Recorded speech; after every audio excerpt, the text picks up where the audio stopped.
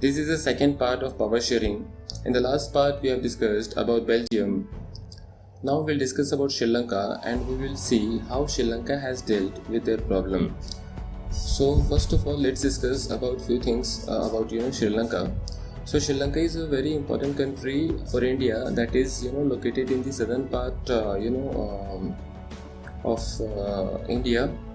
The size of Sri Lanka is very small, as you can see in image, and the population of Sri Lanka is close to 2 crore. Now we'll discuss about Sri Lanka's ethnic composition. So Sri Lanka was also divided into two parts, that is north part and south part. In north part the Tamilian people were living, and in the south part the Sinhala speaking people were living. So in the north part the Tamil people were constituting about 18% of the total population of Sri Lanka, whereas in south part the Sinhala people were in majority consisting about 74% of the total population of Sri Lanka. Further, in the northern part the Tamil people were divided into two parts, that is Indian Tamils and Sri Lankan Tamils. Indian Tamils were the people who migrated to Sri Lanka in the time of colonial period, and they were brought to Sri Lanka for working as a labor and workers, and later they shifted here only. So they constitute about 5% of the total population of Sri Lanka, and remaining 13% were Sri Lankan Tamils. So 13 plus 5, 18 plus 74 is equal to 92. So what about remaining 8%? So out of this 8%, 7% belong to Christian people and 1% belong to other community. Now quickly discuss about their religion. So Sinhala people were basically following Buddhism. This Tamil people were following either Hindu or Muslim religion. Christian is a religion in itself, and 1% belongs to other communities. Now how the problem arises? Now for that we have to see the timeline chart. You must remember these following years, that is 1948, 1956, 1976, 1983 and 2009. So very quickly I'll tell you about that.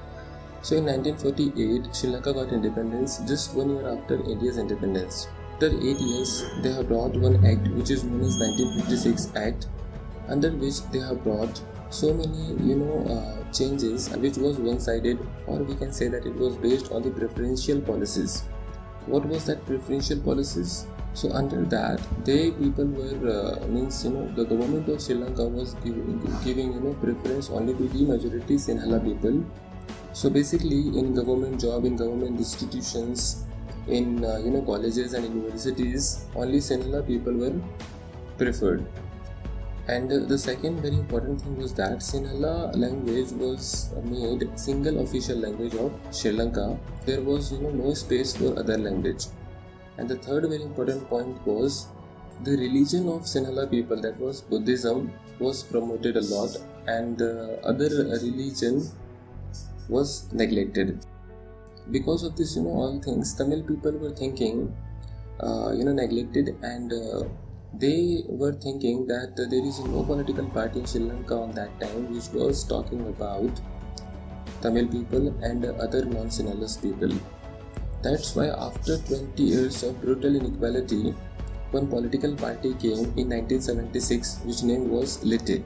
LITE, that is LTTE. So LITE full form was L stands for liberation, T stands for tiger, and the next T stands for Tamil, and E stands for Elam. Elam is a Tamil word which means state.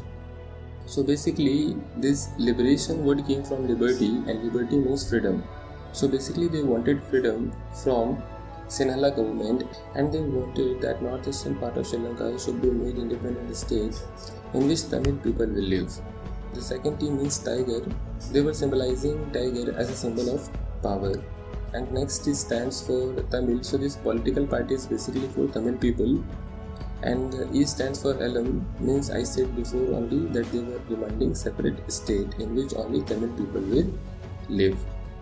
So whenever we are discussing about the political party, the leader is always important. So here the leader was V. Prabhakaran. V stands for Vellupillai. So his full name was Vellupillai Prabhakaran. He was a very strong leader, and he led the party in a very strong way, and that's why in 1983 the complete Sri Lanka was divided in two parts, in which one side was Sinhala government and other side was Lete political party. And there was a very violent fight started between these two particular groups, which led to civil war. And this civil war lasted for about 27 years, from 1983 to 2009. Basically, we all know that war is not a solution of anything, and here also this war brought so many losses, like loss of people, loss of resources, loss of job, loss of employment. The economy of Sri Lanka went down drastically, so economic loss was also there. So these many points were there, which was very important. And this question can come that what was the outcome of civil war of Sri Lanka? So you can mention these all points. Now we'll discuss how the civil war of Sri Lanka stopped suddenly in 2009. So basically, the government of Sri Lanka in 2009 given free license to the Sri Lankan army that go and kill every member of Lete political party. So they went and they have killed kids, babies, women, and all adults who belong to this Lete political party. In that way, this brutal civil war came to an end in 2009. So if we will treat other people unequally, then the problem will start. So solution is only one thing, that is equality. That can only be achieved through the power sharing. Now we will discuss little bit about India also. So in India, we have not imposed one thing on another. Instead of that, we have accepted the different things of each other, and we have tried to learn from each other. That is the most a strong point of India, and that is our strength. And that's why in the history of India we have not seen any kind of civil war in India, which is a very great thing. We all are proud of being Indians, and we proud of our country. So that's it in this part. And subscribe to our channel, like and share our videos. We will meet you in the next part. Till then, bye bye, take care.